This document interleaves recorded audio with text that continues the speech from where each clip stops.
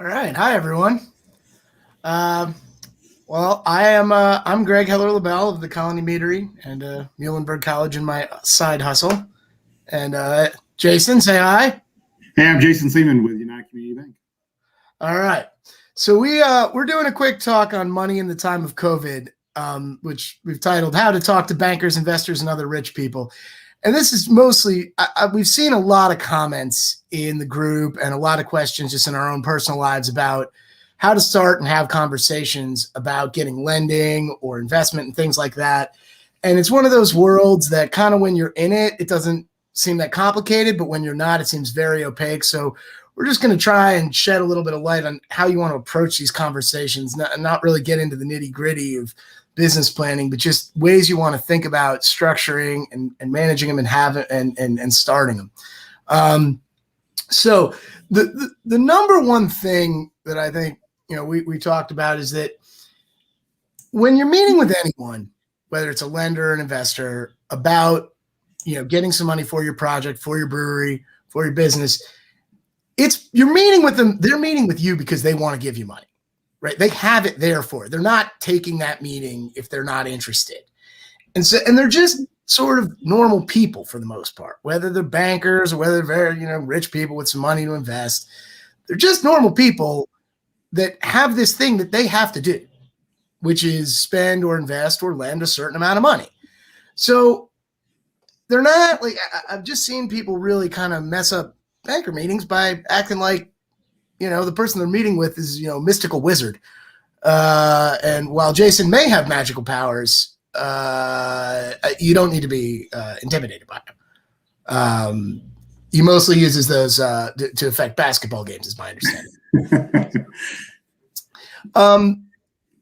I think the big thing, is that you want to really understand your project when you are coming in the door. And Jason, when you're talking and you're sitting with people, what are some of the things that you're looking at right up front, in their project?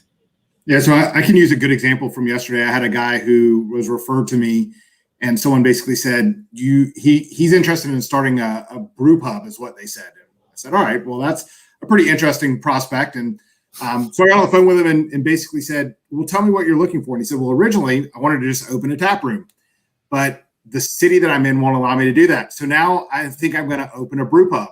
And I said, well, I don't think you could have gone any further away from just a simple tap room to a brew pub. So I started asking some questions like, tell me about your kitchen experience. So what do you have that tells me that you can operate a full-scale kitchen? He said, well, I was a server once. And I said, okay. I said, well, tell me about your commercial brewing experience. Well, I don't have that. Okay. And I said, all right, maybe I have kind of two strikes against us at this point, but let's keep going.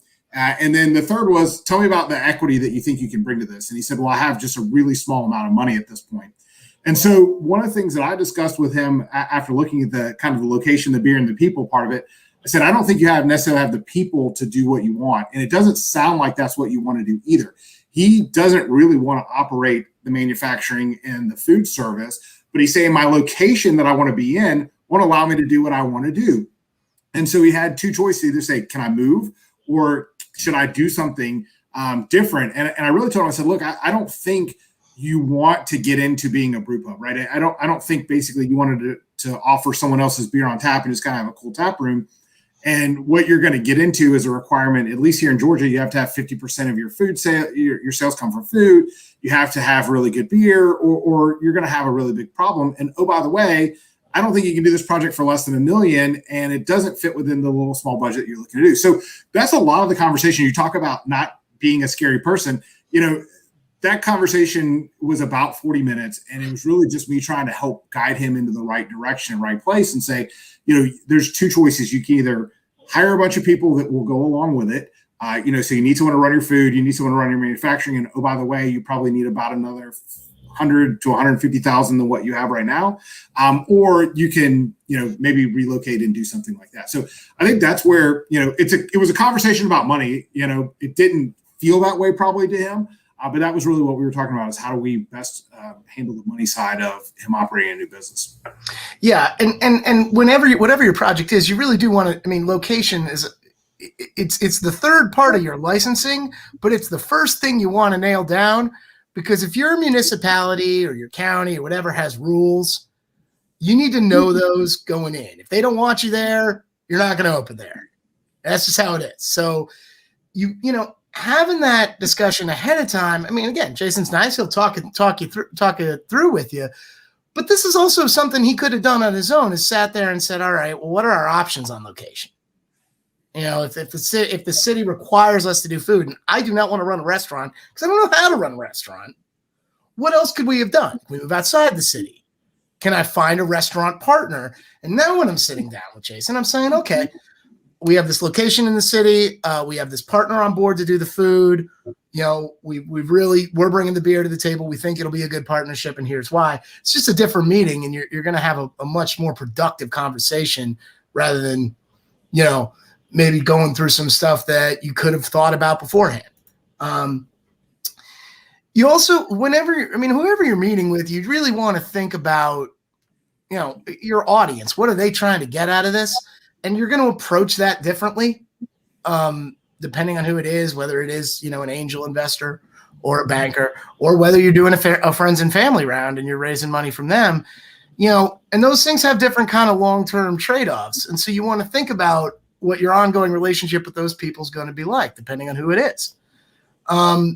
Hey, Greg, I'll also point out that I think when you look at that, not everybody's exactly the same, right? So your aunt, you know, that has nothing to know about beer but has deep pockets, you're going to have a different conversation with her than your uncle that may not, you know, be as well-heeled, but will have a lot more interest in the brewery. So I think you have different conversations even with those people.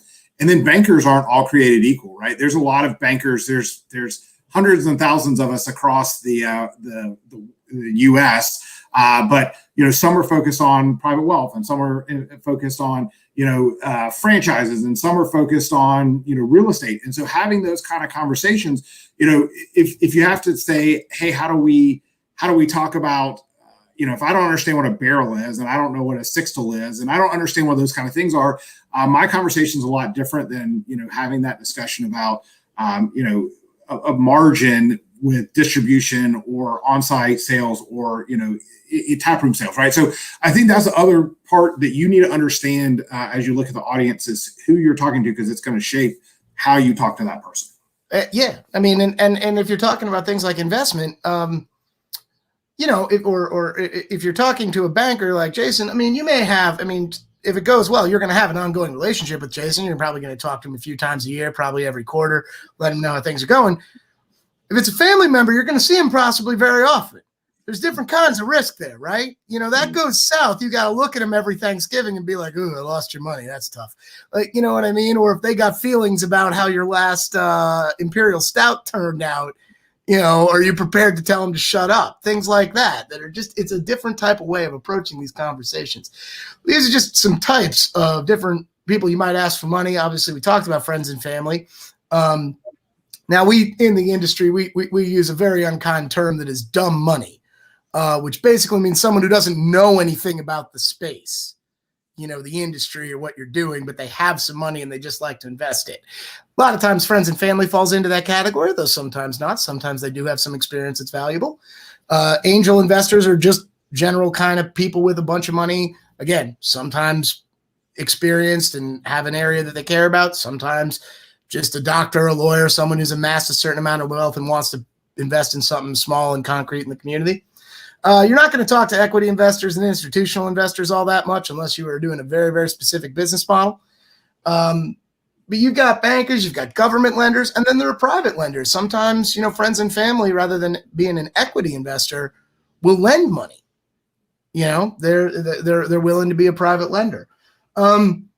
Jason and I are in agreement. You do not, if at all possible, want to use things like credit cards. You do not want to call, you know, Jimmy the Nose for a loan. Like, those things aren't going to go well. You want to really, you know, keep it on things that are controllable interest rates, right? Even good credit cards, you're going to get between 10 and 15% interest rates. It's not that they never have a place. but for financing big projects, I know we all know stories of, oh, this guy maxed out 12 credit cards to build his dream and it worked out. Trust me, most of the time it doesn't work out. That person has a lot of problems later on. You want to stick to good projects and good financing.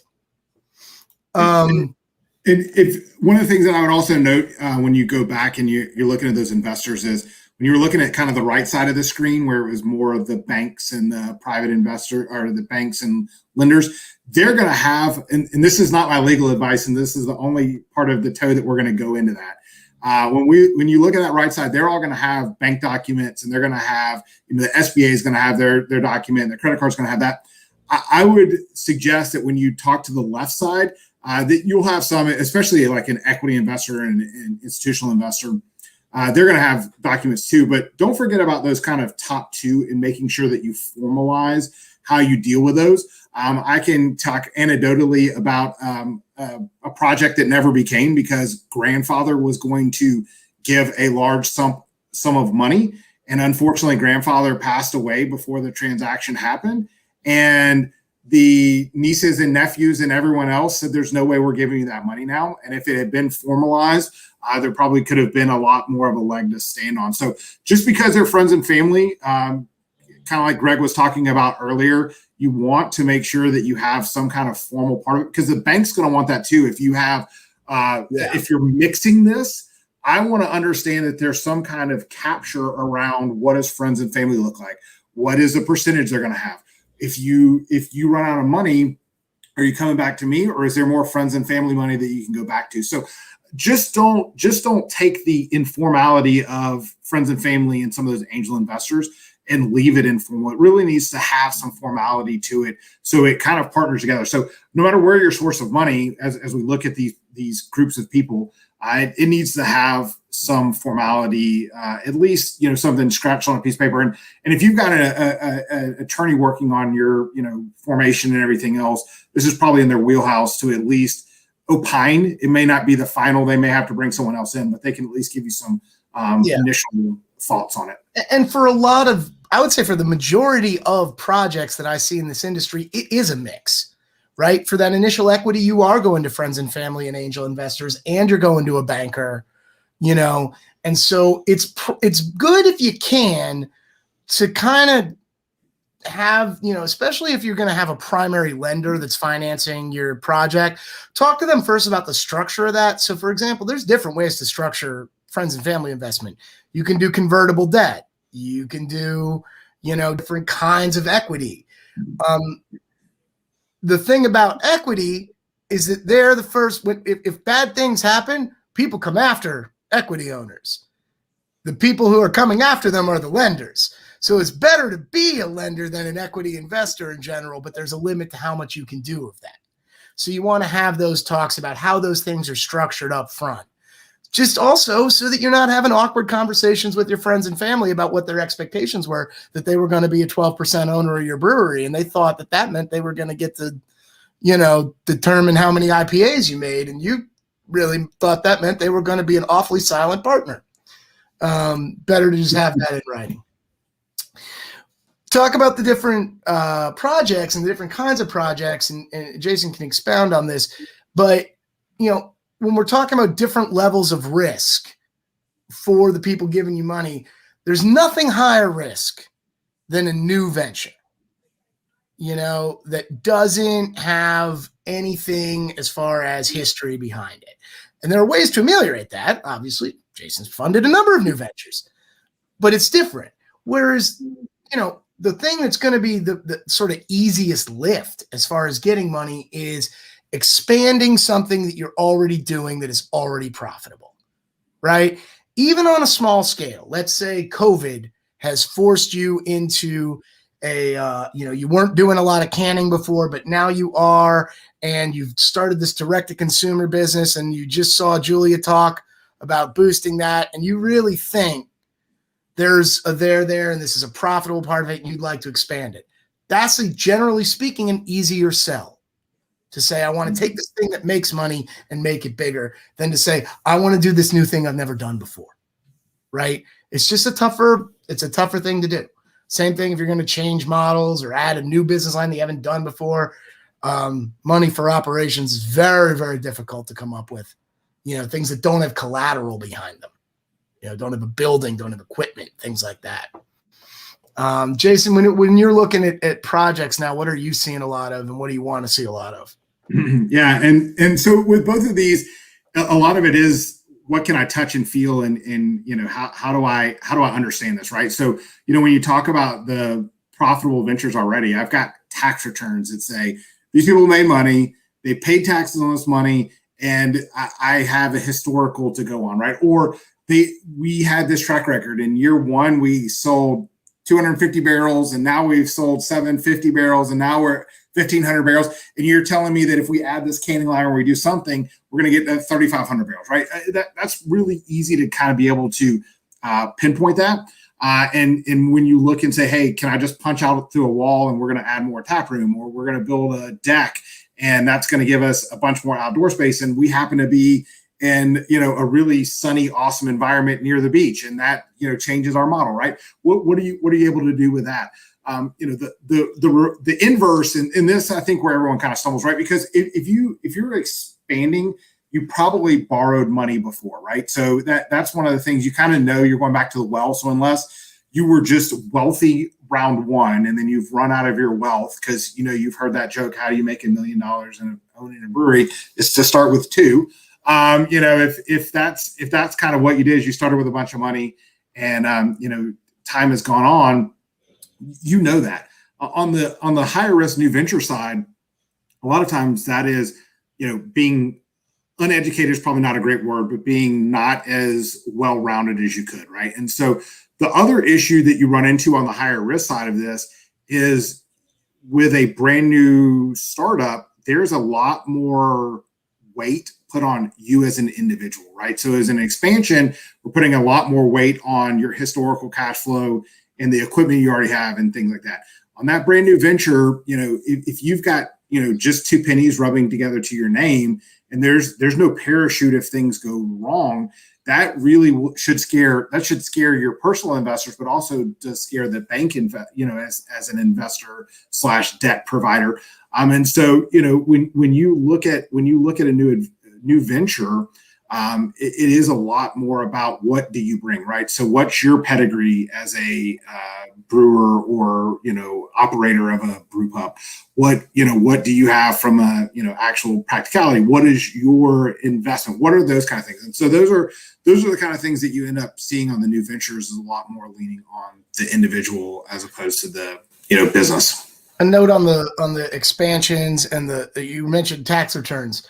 I'm sure we are all familiar with people in our industry that are owners, of a business, and so you've got that flow through double taxation. So you really try and minimize your tax impact by we're going to try and make it so that it doesn't look like we made that much money this year, because I personally, Greg, cannot pay more taxes, just because my meadery was successful. Well, there does come a point where that starts to bite you back, which is when you need to ask for money, or if you're trying to exit it. So, consider this, this is a real concrete thing of, we are in a cash business, and there are definitely places that play a little fast and loose, because they're trying to evade paying taxes, or they're trying to make it so that they're limiting their various forms of liability. If you're going to ask for money, all people have is what's on paper.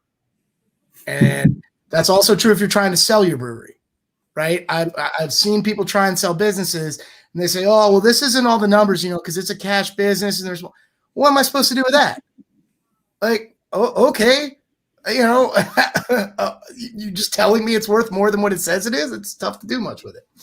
Anyway, things people are going to ask. They're going to ask about your project budget and where you got the numbers. Don't be the person who says you just made it up. Get quotes. If you have experience doing it, great. This is also where I think you phone a friend, right? So I had a brewery come to me, and they basically, I looked at their projections and said, hey, I don't think your projections are realistic. And that's another advantage of, again, having someone on the other side that understands it, right? And so I looked at him and said, hey, I don't think these projections are realistic. And they said, well, maybe they're not. And I said, well, have you talked to any of the other breweries that are around you? I said, don't ask them for like the secret of their sauce, but they'll tell you, we did this many barrels in year one, we did this many barrels in year two. They'll kind of tell you what's, kind of public data a little bit, right? And so you can go back, and when you said, oh, well, we thought we were going to do this, but two other breweries kind of were on that same track in the same general area, that makes me feel good as a banker when I'm looking at your business plan and you say, hey, we're going to do this. And we talked to these two other breweries, or we talked to this brew pub, or we talked to the Small Business Development Center, we talked to somebody, and they gave us some data that says we're in line. That makes me feel a lot better, and should, again, you may end up with some of that dumb money like you talked about before, where they don't really care, they just love you because you're their niece or grandson or whatever. But if they're looking at it as an investment, they're going to want to know that you know what you're talking about too. Yeah, and again, I think this also goes back to, and you're hearing us kind of come back to the team, the right person, and who you have involved. One way to, assuage some of those concerns is if you've done it before, if you have people on board, even in sort of an advisory capacity, that have done projects like this, that are familiar with the parts of it that you're not, right? So you're definitely gonna, want to think through that, and at least, know who your team is and who your core players are going to be. So, because that'll really help as far as, showing that you understand what you're doing and you're not going to waste this money, because, ultimately everything that's going on here is these people want their money back in some form or another, right? That's what it's about. And, that's one of the ways that you can assure them that they'll get it back, is by, saying like, look, we have a team of people who know what they're doing here. We're not, what was it Jason said? They're not learning on your money. It's not tuition money. Yes. I don't want you learning on my money. Yes. Correct. Not a student loan. It's not, you don't need, you go somewhere else for that. Definitely helps if, either way, if you have a general contractor who is good, who knows how to do this. Banks love to make draws to one contractor who pays everybody else, makes it easier for everybody. Be careful. I will speak from experience on that. Sometimes good GCs turn into bad GCs and take your money and run away. So it's a danger. I mean, it's a thing, but it is definitely, generally speaking, banks don't want to cut a lot of checks to a lot of different places for a construction loan or something like that. And if your plan is to do a lot of the work yourself, you should make sure the bank is willing to do that. Not all of them are. Some lenders do not want to write checks to you personally or your company to do construction work. That's just not something they want to do. And I think one thing that we're experiencing right now, and I think this is a unique time. So, 5 years from now or 10 years from now, this may not be the same issue. But if you're trying to open a brewery now, construction costs are ballooning by every 30 days, right? So if you let a project drag out and it goes, 6 months, and it's not unrealistic for a brewery project. By the time you get your permits and rezoning and all that kind of stuff, it's a while. You could end up with a 30 to 40%, increase in that construction budget that you weren't anticipating. So I think that's, as you're having all these conversations, time is definitely of the essence, because right now, construction cost is not going down. It's only going up. So every month that goes by, it's going to cost you more money. Yeah. Yeah, absolutely. And you can, by the time you're ready to go, your contractor may be onto something else. Yeah. You can definitely run into that problem.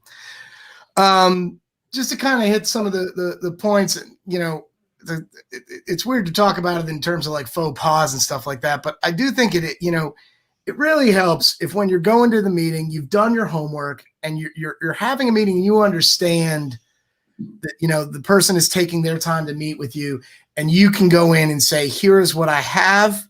Here is what I need. Here are the various ways I think we can do it. Always answer questions honestly. It is perfectly fine to say, I don't know the answer to that, but I can find out and get some numbers for you. Mm-hmm. And don't be a weirdo. I have no better way to say it, but do not come in like this is Shark Tank. Nobody talks like that in real life. I have worked at the highest levels of startup, and nobody is actually like that. And the people that are like that are weird. Please don't do that. Just talk to Jason, talk to the rich person, and just say, look, here's what I'm trying to do. Here's why I think it's going to be successful. So I've used as an example an entirely hypothetical human being named Mason Beeman, who is a banker at a small bank looking for business clients to lend to.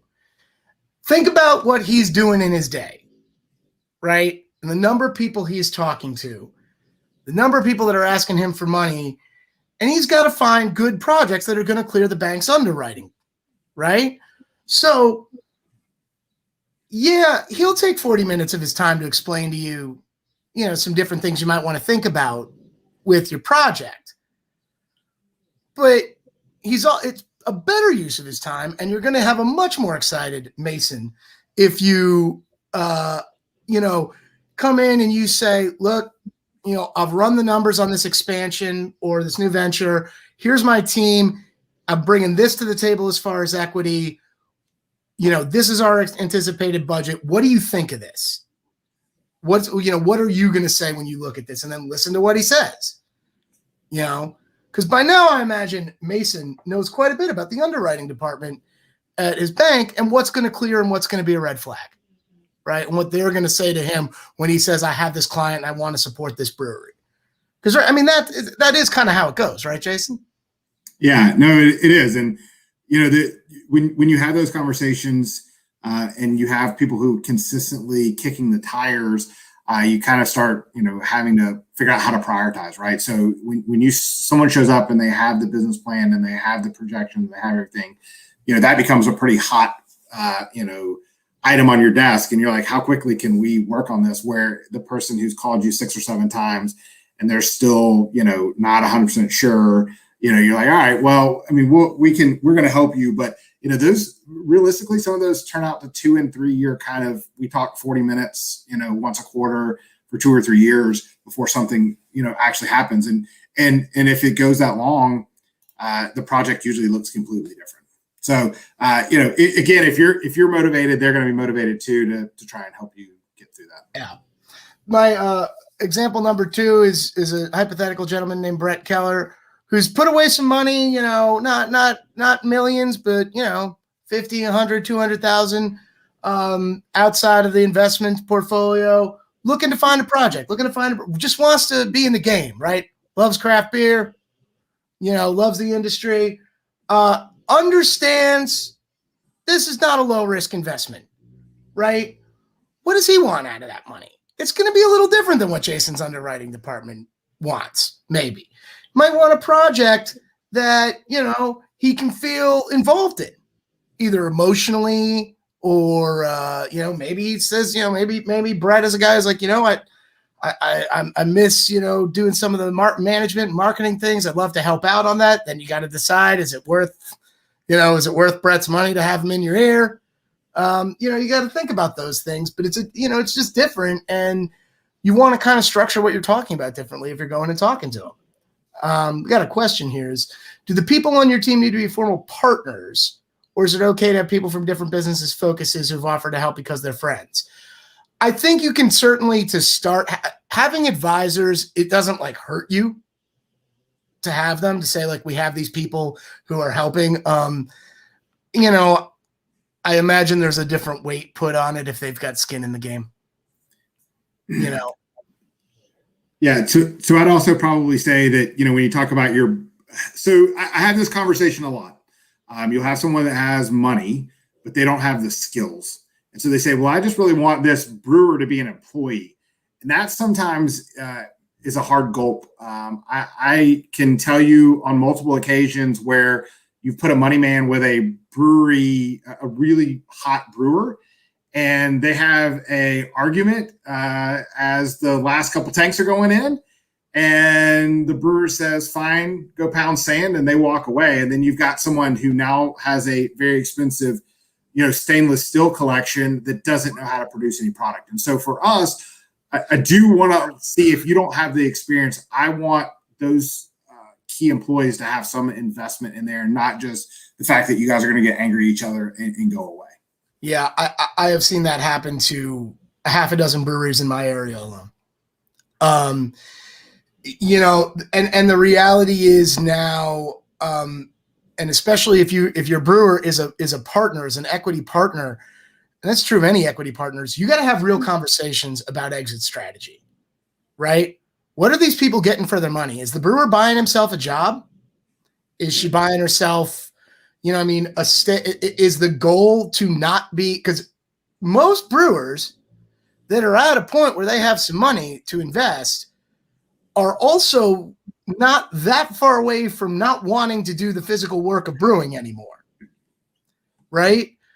And I've seen some of these partnerships go badly, where it's the brewer thinks that they're getting involved in a business that's going to grow, and then eventually, probably pretty soon, they're not going to be brewing anymore, or at least not doing the heavy labor. They're going to have an assistant brewer. They're going to be working on creative stuff, but it doesn't move as fast as everyone thought. And now it's just working 60-hour weeks hauling grain. For people in their 40s and 50s, that's not going to keep someone around. And even investing isn't going to keep them around. So you do have to think through what that means for your business at a short, medium, and long term. And honestly, thinking that through will show to you, whoever you're meeting with, that you've thought about this, right? On a bigger scale, and that you've thought about this, strategically. I've got some terms that you will sometimes hear. I have various not nice words I use for the people who use these terms. Jason told me to take them out because he's nicer than I am.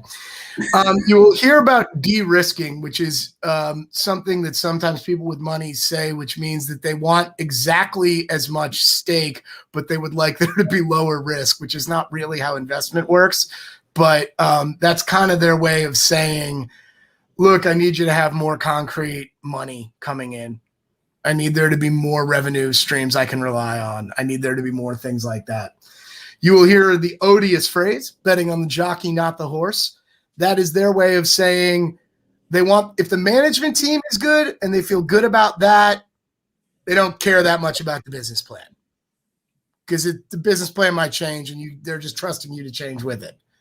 So that might be their way of saying, look, maybe a brewery could work in this market, but I just don't think you're the ones to do it, right? Or you don't have the people on board to do it, right? I mean, you might, like you said, just because you're a wealthy home brewer, that doesn't mean you're ready to run a brewery in a competitive marketplace. That doesn't mean you're ready to run a brew pub. I just don't think you're there yet. I don't think you have the team with you yet. I know places that will not lend or invest in single founder teams. Jason, do you guys have a feeling about that? Do you like to see partnerships? Well, so it depends. I think on a startup, having more people is always better, right? Because you've got potential outside revenue that could come in. You've got more outside collateral. You've got a couple things like that. But if someone has been around for a while and they have successfully operated and they started buying out investors, because you talk about early on, you've got those, a sheet of, gosh, the one thing we don't want to see is 50, $200 investors, right? I don't want to see that. A cap table with bad, right? 37 names, which, by the way, can cause a nightmare for licensing in states like my very own Commonwealth of Pennsylvania. As someone's more established, if they've bought some people out, I like that. I'm okay with that, right? But if it's a new venture and someone's coming to you, I'm alone and I'll just do it myself. Doesn't inspire me with anything. You want to have people. Running a business takes more than one person. It just does. Yes. And you're going to have so much trouble on the technical part. I mean, you've got to really have your stuff down on whatever area is your responsibility. If you're the brewer, go and get some commercial experience doing something. If you're the business side, go and go see the industry in any way you can professionally, because it gets too hard, and they know that. We already talked about exit strategy. We talked about what happens if you do well, what happens if you don't do well. Thinking those things through is good. And the whole point of this again is that, everyone wants their money back at some level, right? Could be a while. Some people have different, horizons on when they want their money back. But generally speaking, unless it's, again, maybe if it's your family and they just love you a lot and they just want to see you pursue your dream, but generally speaking, people want their money back. So, again, we were just trying to kind of do a short thing here. In conclusion, it's better if you can show up to these meetings having done your homework and understanding that the time of the person you're meeting with is valuable, right? If you respect their time, they will very much respect the work you have put in. Get in real numbers instead of made up ones. Again, show that you're putting in the effort and you're doing the research and you've done your end. And when you're selling the project and that you're the right person to do it, it makes it so that the people are rooting for you, right? So that Jason is in on your project and he's going to go to his underwriter and say, all right, how do we get this through? How do we get this loan approved? How do we get this project funded? And so that an investor not only says, yeah, here's money, but feels good about that, is telling people that they're excited about it. And those are just the things that, the way you want to approach it. We can do, I'm sure Jason could do an entire hour-long thing on business planning, on financial projections, on all that. But we're trying to take a kind of 30,000 foot view here. And I think, Greg, one of the things that has really changed in the industry in maybe the last 3 or 4 years, and COVID, and we almost went the whole time without talking about COVID, right? But right. COVID has also changed it too, right? So not too long ago, would I tell you that there were a lot of people who would just throw money at you so they could say, I have invested in a brewery and I get beer for free, right? I mean, yeah. we got that all the time. Like people would say, hey, I had people throwing money at me, and I had a lot of people that just didn't even take a loan because they had so much investment going. Those times have changed. Yep.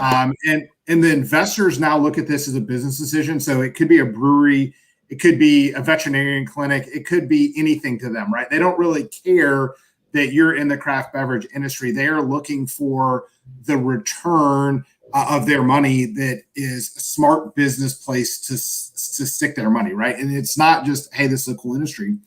But I also think that investors we've seen some decent size buyouts, and Greg and you and I kind of talked about this in the notes, right? We've seen some of those decent size buyouts, and there's thousands of breweries, and probably during our lifetime we'll see 50 to 100 of those mega deals that happen.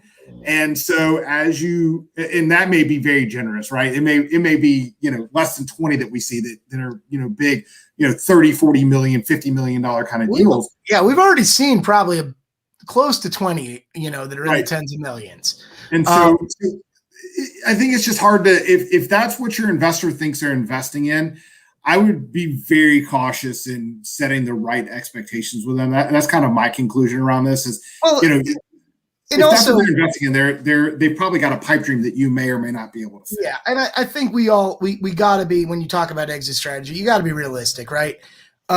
If you're starting a brewery now, you are 9,000th in line, which does not mean that you can't leapfrog people, but it does mean you need to be built to do that for fast acquisition, which usually means you need to start with millions of dollars in equity. See Wicked Weed or Golden Road, where they were built to be acquired, right? Most of you are not doing that. Most of us, we want to start a business. Hopefully someday there's an exit strategy that makes sense and we make some money on it. For some of us, like me, I went into mead, so I picked a niche, in the hope that once, we become more popular as a beverage, other beverage industry, conglomerates start looking at meaderies and think of us as something they might want to buy. But if you're a brewery, you're building a brand, and that's a very difficult thing to do from 9,000th in line. We got some questions here. Ryan is asking, what are the current loan rates and range of amounts you're seeing for startups that you've decided to provide funding to, Jason? Yeah, so I mean, most startups, I would say that 99.9% of brewery startups go through the SBA. I mean, sometimes you're looking at the USDA, or you'll have enough equity that you can, someone can be convinced to do things conventionally. But SBA is priced at Wall Street Journal Prime plus a margin. And so traditionally that margin is somewhere between 2 and 2.75%, depending on over Wall Street Journal Prime. So what that means right now is you're probably looking at 5.25% to 6%, depending on the risk profile and also the experience of the bank, right? That does change some of that. Less experience is going to maybe try and go higher. More experience, as you look at it, can go lower. And then general ranges, probably on the low end, if you're seeing something. And we're looking nationally, right? So the center of the country has a lot different expense ratio as opposed to going towards the two coasts. So, in the middle of the country, maybe you're seeing a project at $400,000 or $500,000 all in from the start, including all the equipment and either buying real estate or improving someone else's building. As you get further and further out, you could be looking at, north of 2 million. I mean, they're still pretty big startup projects, but I would say the sweet spot that we're probably seeing right now is somewhere between 500,000 and $1 million to $1.5 million is kind of where we're kind of seeing that. Yeah, and of which the equity that they're going to be coming with is on the order of 150, 200. Yeah, so you're looking at 15 to 20% equity is what you're. Yeah, I mean it's not dissimilar to a mortgage, including the number of times you sign your name at the end of it, which like you get carpal tunnel. It's pretty nuts. But you got to bring that money down and. Yes, you will be expected to personally guarantee the loan. Now, do they come after you? How zealously do they come after you? That's a question you got to ask your banker. Another question, what are your thoughts on offering memberships like Mug Club memberships as a tool for raising funds for expansion? I will answer first. I think it's fantastic.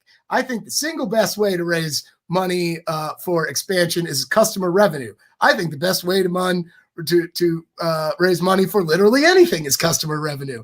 You've already sold them something. It's fantastic. The only thing you want to be careful of, and I have seen this happen to a very good brewery near me, what you are selling there is a form of emotional investment a lot of times, because they're not just pre-ordering beer. Right? They want to be part of the Mug Club. They want to feel that they're getting the special thing and that they have a special relationship with you. If that turns sour, boy, can it get ugly. And I have seen it get very ugly. So just think hard. I said in one of these slides, do not overpromise and underdeliver. That would be my only, if you are guaranteeing people, 10 bottles, or whatever, a year, and you are going to come up short, you really want to make that clear that you're sorry and that you have a way to make it up to them. Just be careful of what you promise. And also, depending on what state you're in, make sure that you're promising things that are legal. But, I am a big fan of anything you can do like that, as far as raising the money from your customers. I mean, we've seen breweries sell $1,000 gift certificates as a way to, basically prepay beer. It's a way to raise capital. There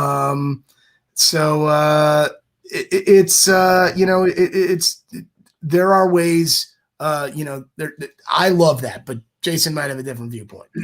No, so I can give you an example of a good Mug Club story. We had a brewery that started with a Mug Club that helped them kind of get into a small facility. They operated really successfully, had really sought after beer. They announced that they were going to go to a second location, and their Mug Club members fell over themselves to say, oh, I actually want to be an investor. I want to be more.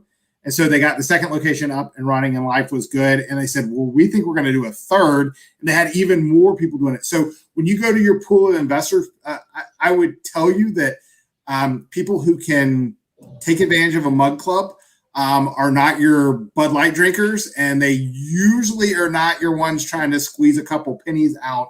If they've got $1,000 to or $500 or $250 or whatever it is, to make sure that their glass is always 4 ounces larger and it's up on the wall and they got a T-shirt, that means they have disposable money, right? And so, it has nothing to do with the beer. There's cheaper. Yeah. It's all emotional investment. You are selling them a feeling that they are connected to that brewery, which is awesome because then they are tireless advocates for your brewery. They help you with marketing. They're incredible customers. It just also comes with a responsibility, just like any emotional investment does, right? You just, don't screw the people who have supported you, and that it sounds like an easy thing to do, but again, we can all come up with some examples of places where that went a little sour. So just think it through. All right. Well, I think, and I'm not seeing any more questions here, and I imagine we've gone a little long anyway. And Jason, do you have any final thoughts? You want to plug how people should get in touch with you here? Yes, feel free. I'm actually in the CBP Facebook group, so you can find me there. I'm on LinkedIn you can find my name there. You can feel free to email me at jason_Sleeman@ucbi.com.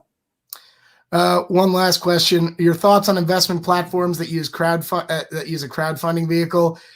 I am not a fan.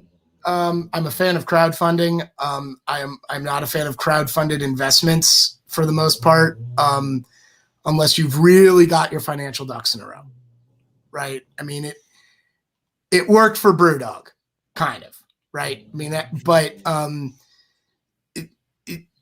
it's a pretty specific thing. I have more, and this is anecdotal, and I don't know if Jason has different experiences. I know of many more people that have had unsatisfactory outcomes with that, where if they had just put the effort into either traditional fundraising or traditional crowdfunding, they would have been better off. Jason, do you have any thoughts? Have you had any clients do that, the crowdfunding equity thing?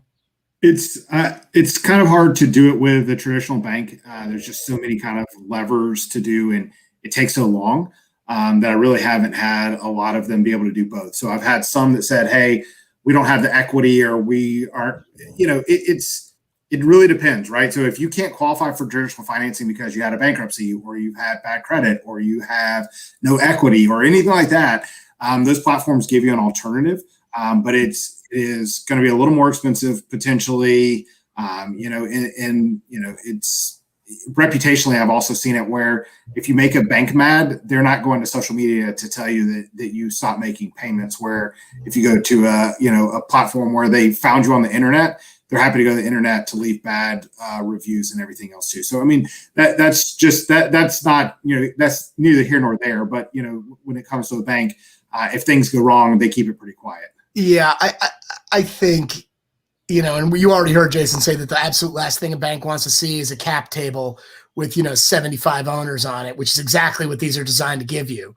I just tend to think that anyone who really wants to invest in most small local businesses can do it traditionally, or can do it through a crowdfunding or mug. You know what I mean? Do it in a non-equity way, right? If it's $1,000 or a few $1,000s, this doesn't need to be equity. There are other things you can give people for that.